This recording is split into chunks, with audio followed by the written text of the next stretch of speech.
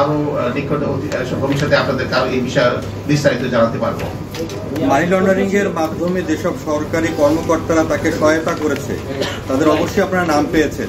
কারা কারা এর সাথে যুক্ত, তাদের বিরুদ্ধে আপনাদের আইনগত ব্যবস্থা? মানি লন্ডারিং আইন অনুযায়ী সরকারি কর্মকর্তার কোনো সংশ্লিষ্ট থাকলে সেটি দুদক তদন্ত করে। মানি লন্ডারিং আইন অনুযায়ী সরকারি যে কোনো কর্মকর্তার যদি মানি লন্ডারিং এর সাথে সম্পৃক্ততা পাওয়া যায় সেটি তদন্ত করবে দুর্নীতি দমন কমিশন। সে যে জালিয়াতি করেছে কোন কোন কর্মকর্তার সঙ্গে সংশ্লিষ্ট করে যুক্ত করেছেন তাদের পরিচয়টা জানতে চাচ্ছি, একটু বলেন। আমরা তদন্তের স্বার্থে এই মুহূর্তে তার বিস্তারিত এই সবগুলো জিনিস আমার মনে হয় প্রকাশ করাটা সমীচীন হবে না। জড়িত কিনা এটাকে বলেন, জড়িত কিনা সরকারি কর্মকর্তারা এর সঙ্গে যুক্ত আছে কিনা? উনি যেহেতু মানি লন্ডারিং এর সাথে জড়িত ছিলেন, আমাদের কাছে যে তথ্যপত্র রয়েছে সেটা হচ্ছে যে টেকনাফ এবং উখিয়া অঞ্চল দিয়ে উনি মিয়ানমার থেকে এবং বার্মা, নেপাল থেকে, ভুটান থেকে বিভিন্ন জাতের গরু উনি আমদানি করেছেন।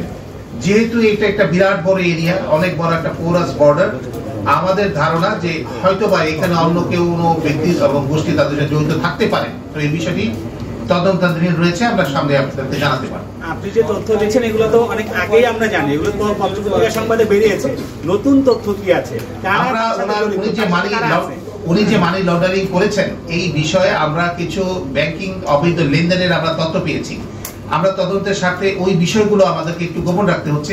যে ব্যাংকগুলোতে, আমরা কোনো ব্যাংকের নাম উল্লেখ করছি না, যে ব্যাংকগুলোতে ওনাদের অবৈধ লেনদেন পাওয়া গেছে এবং মানি লন্ডার হয়েছে, সেটার যে টাকাগুলোর উৎস এবং টাকাগুলোর পরবর্তী পর্যায়ে প্লেসমেন্ট এন্ড লেয়ারিং যেটা আমরা বলি, সেগুলো যেটা হয়েছে তাতে আমাদের কাছে প্রতীয়মান হয়েছে প্রাথমিক অনুসন্ধানে যে উনি মানি লন্ডারিং এর সাথে জড়িত।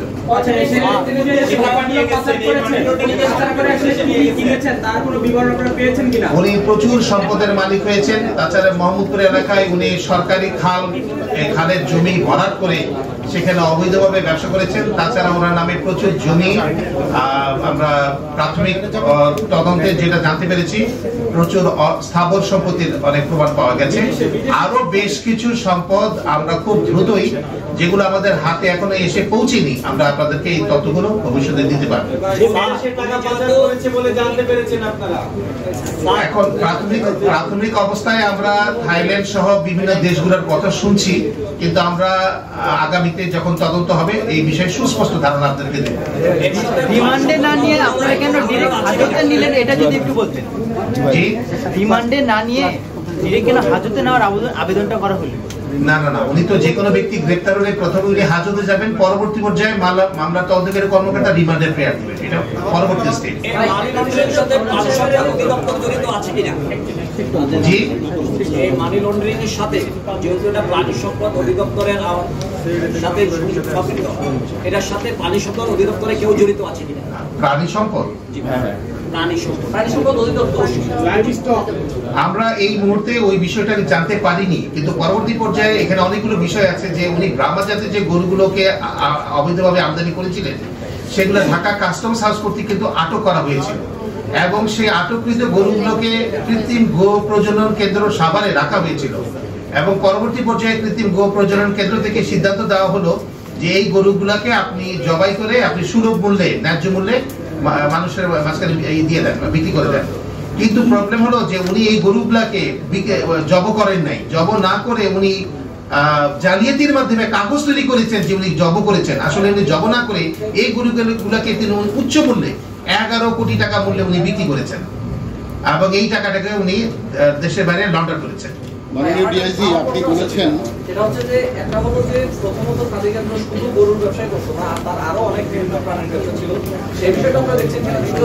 বাংলাদেশে অনেক খামার আছে যারা খামারের আড়ালে টাকা মানি লন্ডারিং জড়িত থাকতে পারে।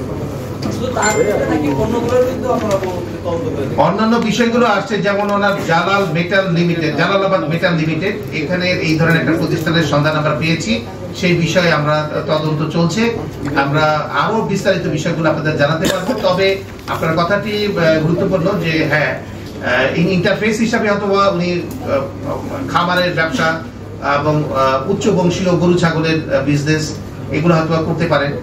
এবং হয়তোবা এর আড়ালে উনি আরো অনেক কিছু করেছেন যেগুলো তদন্তাধীন রয়েছে। তবে প্রাথমিক অনুসন্ধানে আমরা কিন্তু ওনার নামে প্রচুর সম্পত্তি, স্থাবর সম্পত্তির প্রমাণ পেয়েছি। বলছেন